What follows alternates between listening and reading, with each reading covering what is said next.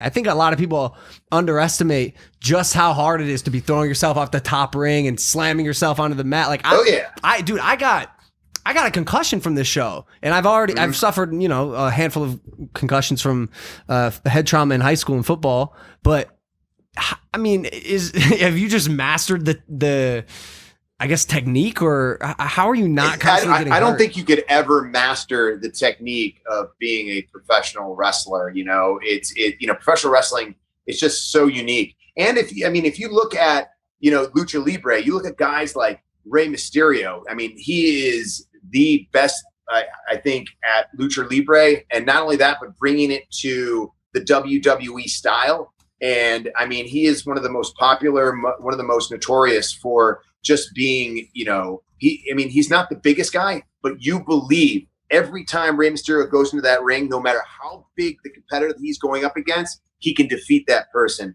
And that's the genius of Rey Mysterio, as well as, with moves and everything that we've done. I don't think you could ever master being a professional wrestler, because there's just so much to digest. Every audience, every setting is different. Whether it's 0 audience in the crowd or there's, 100,000 at WrestleMania, there's just a difference between, everything. So you always have to make sure that you're doing that. Right. We're watching a little Rey Mysterio right now. This man is quick. Like, these moves are crazy, dude. Yeah. I literally felt my brain bouncing off of my skull, and that's when I stopped doing that forever. Logan, did you watch wrestling growing up? Were you a big wrestling fan? A lot of my friends did. I'd catch it occasionally. I was a huge fan of The Undertaker, and also The Ultimate Warrior. I watched all that stuff growing up. I'm 35, Mike, so I'm probably in the similar class of what you watched when you grew up. Is it the same Undertaker? Yes. How is that fucking possible?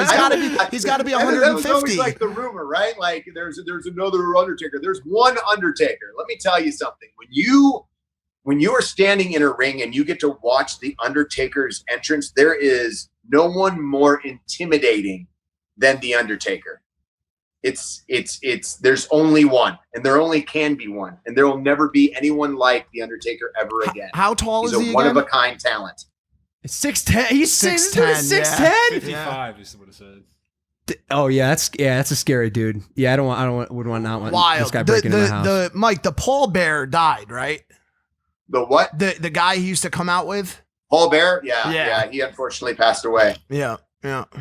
So okay. So I'm imagining that just looking through my soul, and I say through my soul like specifically because he doesn't look at your soul; he looks through it. Mike, similarly to some people do with the rap game, do you look at the days of the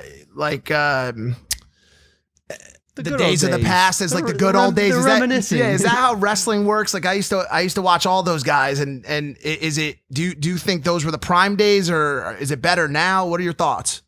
I mean, since I'm in it, of course it's better now.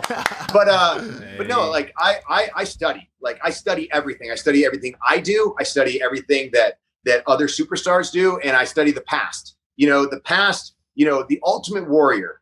I look at if you ever watch The Ultimate Warrior and you look at it as a WWE superstar now, I look at it and go, wow, all this guy did was like 3 clotheslines and a splash, and everybody erupted every time. That was my favorite WWE superstar, and that's all he needed to do. Like all he needed to do was 3 clotheslines, run out there with all the energy, shake the ropes, and clothesline someone, splash him, 1, 2, 3, done, and I was happy. That was the most amazing thing. So then I look at that and go, wow, my character doesn't do that, but I want to make sure that I take that type of energy to the ring every single time, because that energy it made me want to watch it. It made me want to engage. Now, why did I like someone like Hulk Hogan?